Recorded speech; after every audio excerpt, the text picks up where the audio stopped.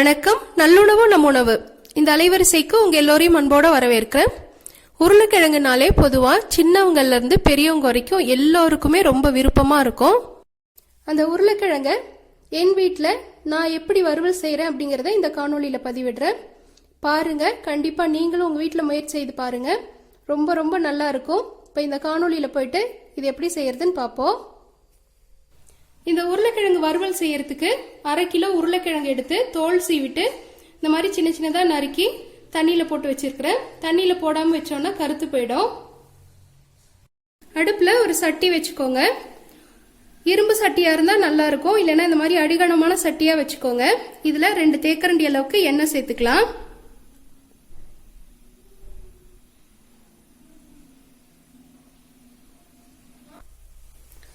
எண்ணெய் நல்லா காஞ்சதும் 1/2 தேக்கரண்டி அளவுக்கு கடுகு சேர்த்துக்கிறேன். கூட ஒரு 4 உளுத்தம் பருப்பு,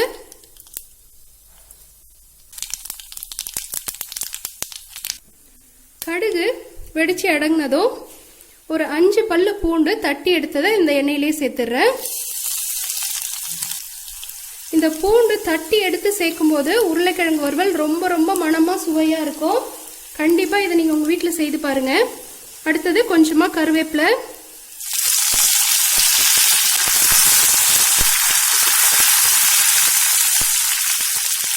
இப்போ இது கூடயே அரிஞ்சு எடுத்த உருளைக்கிழங்க சேர்த்துடுறேன். தண்ணியை சுத்தமா ஒட்ட வடிச்சிட்டு சேர்த்துக்கணும்.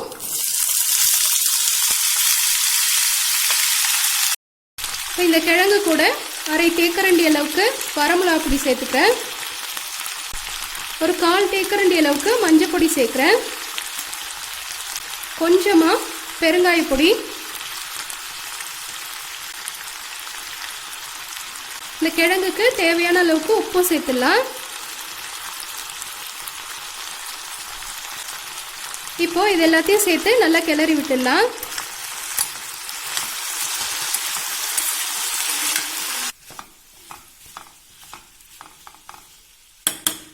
எல்லாத்தையுமே நல்லா கலந்து விட்டுட்டு ஒரு மூடி போட்டு மூடிடுங்க. இதுல தண்ணி சேர்க்கவே வேண்டாம். தீயை குறைச்சி வச்சுட்டா இதுவே நிதானமான தீயில நல்லா வெந்து வந்துடும்.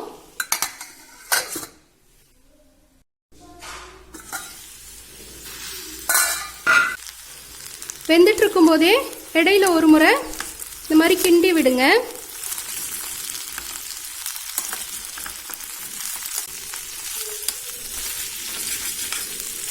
இந்த அடியில இந்த மிளகாத்தூள்லாம் இப்படி படிஞ்சிருக்கு பாருங்க.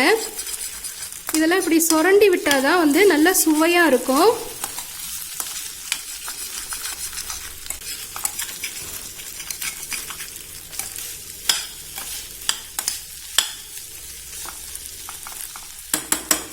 திரும்பவும் மூடி வச்சு வேக விட்டுடலாம். திரும்ப எடுத்து பார்ப்போம்.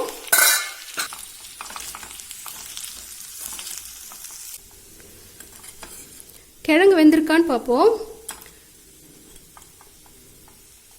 கொஞ்சம் இந்த மாதிரி பெரிய துண்டா எடுத்து பார்த்தா நல்லா வெந்திருக்கான்னு தெரிஞ்சிடும்.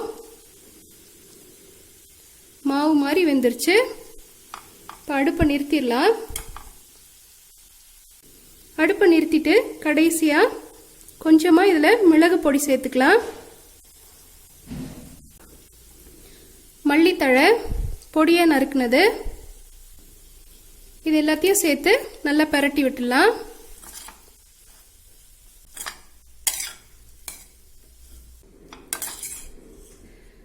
அருமையான சுவையில, குழந்தைங்க விரும்பக்கூடிய சுவையில உருளைக்கிழங்கு வறுவல் செய்தாச்சு. இதை கண்டிப்பா உங்க வீட்டில் நீங்களும் முயற்சி செய்து பார்த்துட்டு உங்களுடைய மேலான கருத்துக்களை கீழுள்ள கருத்து பெட்டியில பதிவிடுங்க.